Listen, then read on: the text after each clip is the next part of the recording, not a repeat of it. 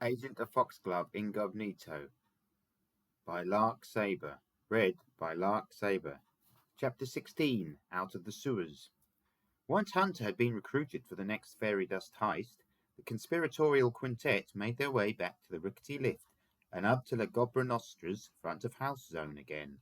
Hunter had to endure a screechy session of Godber banter afterwards, and Lefty kept chasing Hunter around with a goblet of premium bog water for him to sample. Hunter managed to get away with not glugging bog water, premium or not, by employing the old trick of pouring the bog water out in increments under the table, when all his gobster associates were imbibing their own bog water, bickering amongst themselves, though no one dared bicker with the boss, or fantasizing about the spoils of victory which awaited them once the gobverter was fully charged. After what felt like a convincing amount of time for an undercover agent to pretend to be sociable, Hunter leapt on a natural lull in conversation to make his exit. My fellow wise gobs, it's time for me to skedaddle, I'm afraid. My gob aunt's cooking me a delicious pie. Yes, a scrum-dum pie full of boogies and bogweeds and dandelions, cats of wisdom. Yummy. I mean, gobella. So I have to catch the next alligator to the big city. Ciao for now. Okay, Joey. Nice to make your acquaintance. Remember, you've been straightened out now, so keep your nose crusty and your gazoo zipped, or we'll dig you a hole in Braddock's tomato, Boss Brasco said with his familiar low-key yet gravelly menace.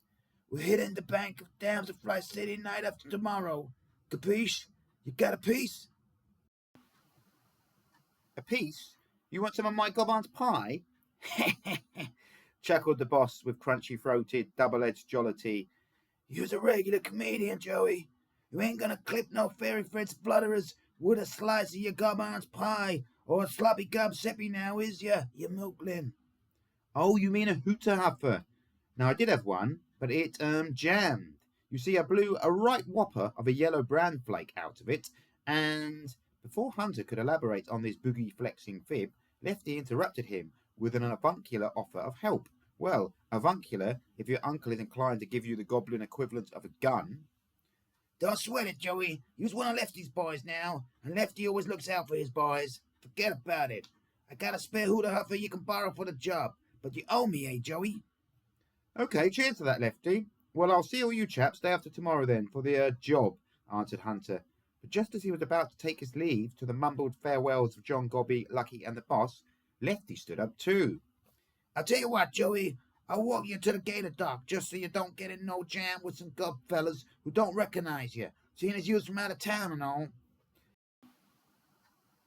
Handstanding hobgoblins, Hunter thought with frustration. How am I supposed to shake Lefty now?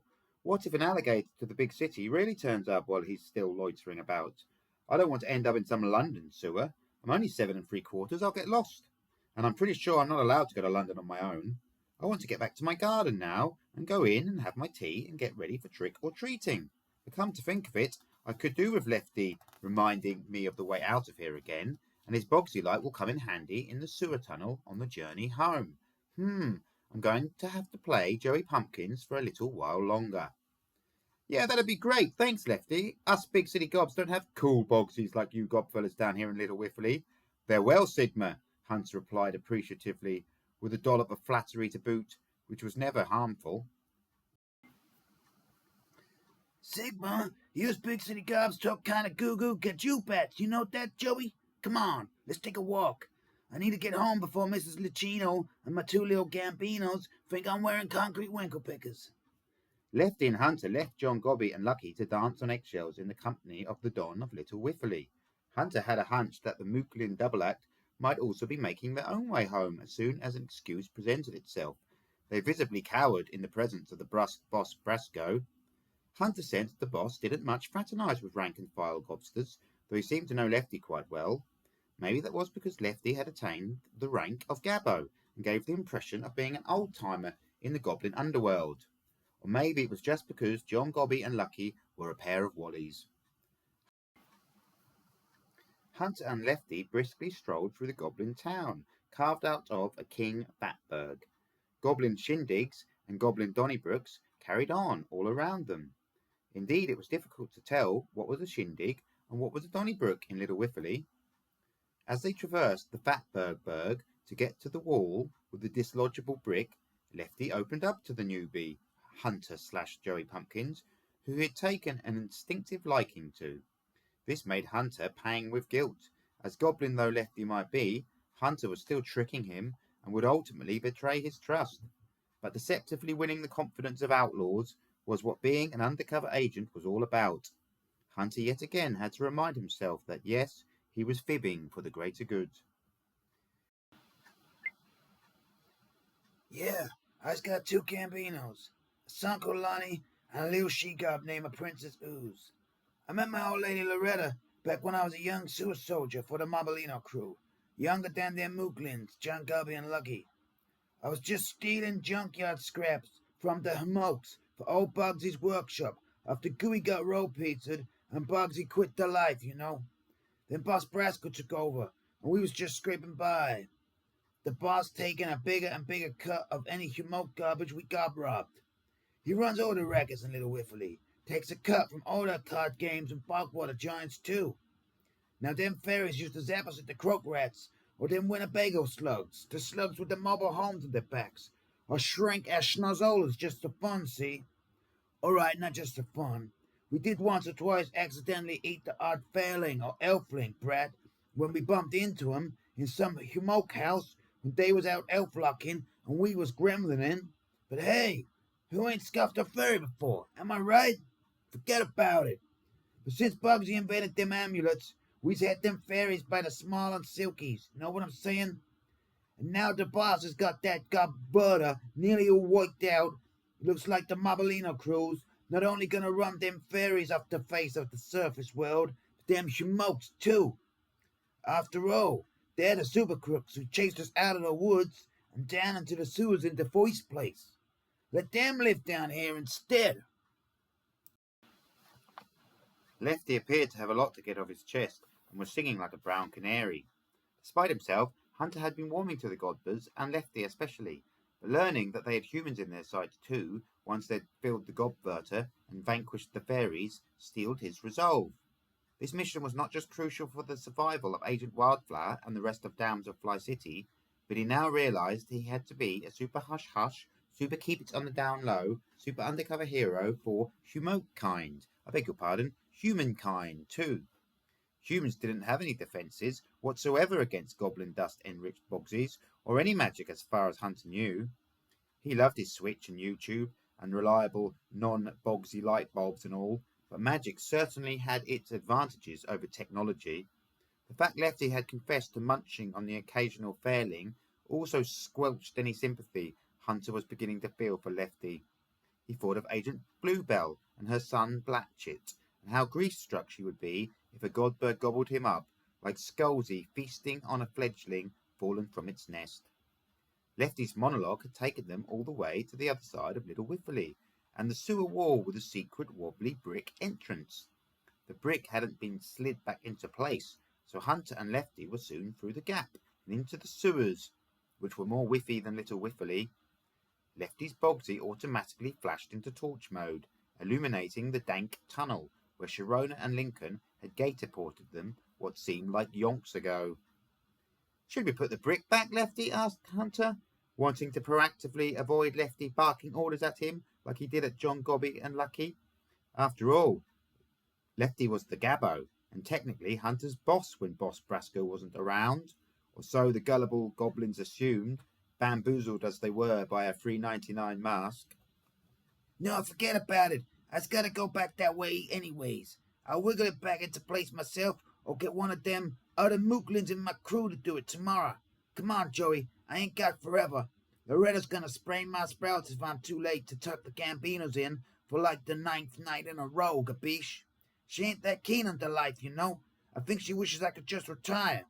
Maybe we'll move out to your power station once we get that gobbutter up and running, eh? Sounds like a gobster's paradise to me. Mucho gobtastico. The two white colleagues, as Lefty might say, followed the concentrated light spot at the end of the Bogsy beam, both now balancing upon the tunnel edge as they went forward, Lefty more sure-footedly, and Hunter relying on childhood skills honed scaling trees and climbing frames to keep up and not slip into the concrete ditch of effluvious body sludge flowing grimly beside them. Soon enough, Lefty stopped and spun around to face Hunter. At his abrupt motion, the light from the Bogsy spilling at random angles across the algae-hued brickwork of the sewer. This is the spot. Sharona or one of the other gateway drivers will be here about 1500 drips to 9, and you can catch a ride back to the big city. You better have this. It's my spare, so look after it, eh? You owe me, Joey. I vouch for you to the boss. I don't know why, but I've taken a shine to you, kid. Shine, get it? The meaning behind Lefty's pun became evident when he rummaged about in his knapsack, then handed Hunter a second, more beat-up Bogsy amulet, Lefty's spare, but no light beam issued forth from it, no glow mode switched on. For slug up a thing, it's glitchino. Hate that rhymes with me. Gives it a shake, advised Lefty. As with humans, the goblin answer to temperamental tech was to shake it, whack it, or turn it off and on again. Hunter did as Lefty suggested, and the Bogsy amulet fired up, though it radiated a noticeably weaker glow than the Bogsy around Lefty's neck, which was probably why it was the spare. That'll do for now. We don't want our new sewer soldier accidentally taking a dive into Lincoln's jaws, eh, Joey? Okay, Joey, be seeing you, kid. Lefty Lucchino started to walk back along the ledge towards Little Whiffley in his understatedly agile fashion, navigating the low visibility and treacherous sewer slime underfoot like some mole-eyed monkey, when a last thought occurred to him. He hit himself theatrically on the forehead with an open palm and turned back towards Hunter. Hey, Joey, you's gotta pick up a piece from me before the job on the fairy dust bank, ain't ya? We gotta go heavy on those finger bells, even with our protective boxies, 'cause them fairies are slippery as a sloppy gobseppy dropped on the sewer floor. How's about yous come round mine tomorrow and meet Loretta and the Gambinos? I could give you the hooter huffer, or we can talk shop over Loretta's gobsnot pizza like a couple of gobby gavones, eh? What do you say, eh, Joey? You want to break bread with old Lefty? Hopscotch and hobgoblins, is Lefty ever going to leave me in peace? I want to return to the garden and get ready for Halloween tonight. Mum and Jared will think I'm hiding in the shed or something, and I'll be in big trouble for stressing her out. Boomeranging boggarts. I hope Mum doesn't call the police or something. I'm not a missing kid. I'm an undercover agent for F.O.X.G.L.O.V.E. Sure, whatever, Lefty. That'd be Sigma, lied Hunter, saying whatever he thought would satisfy Lefty enough to send him on his way. Sigma? Is that what they say in the big city? Godtastico. I'll meet you at Braddock's Meadows, same time and place you introduced yourself today, then. Only tomorrow. You can tell me some more tales of the big city, eh, Joey? You loco toadstool terminator. And with that, Lefty finally departed, the echo of the goblin's cachinnation soon fading to leave the boy in the mask alone, with only the gurgles and drips of the sewer and the feeble glow of Lefty's spare Bogsy for company. Levitating leprechauns, what am I going to do? I hope Sharona doesn't show up and take me all the way to some London sewer. I'll be lost and up to my neck in poop, hopefully not literally. This is turning into a disaster, especially now I know the Godbers intend to threaten us humans too, once they master converting fairy dust into goblin dust. And they're close, very close to doing so, according to that gross godfather, Boss Brasco, who swallows spiders that must wriggle and jiggle and tickle inside him. Hunter felt abandoned by F.O.X.G.L.O.V.E, sinking into a pit of self-pity matching the sewer around him in the darkness and isolation of its depths. The boy imagined the distress it would cause his family if he went missing, a distress that would only be amplified by the fate that awaited humankind and fairykind alike if the Godberter lived up to Boss Brasco's hype. Most of all, he cursed his ruined plans for trick-or-treating that night, being a kid, and mostly just wanting to have fun all the time. He supposed he'd better find the walkie-talkie in his pocket and try to re-establish a comms link with F.O.X.G.L.O.V.E. But just as he was about to do that, a whirring, rippling sound emanated from the rank rivulet of second-hand lemon squash and bot chocolate, torturing his sense of smell as he steadied his footing on its narrow man-made bank. It wasn't Sharona and Lincoln behind the noise. Hunter knew that much, for it was too swishy and mechanical, and not quite so thunderous as the mega splosh made by Sharona's mini mosasaur. He directed the waning beam of Lefty's spare Bogsy in the direction of the sound and strained his gaze. And it was then that Hunter spied his white-spotted salvation from being stranded in the sewer heroically emerge from the waste waterways. The cavalry had arrived. Je, splish, splish, splinkle, je. Yes, arriving from the disgusting depths of the sewer stream was the Roadstool 2000. In an amphibious mode, Hunter had no idea it numbered among its impressive array of features.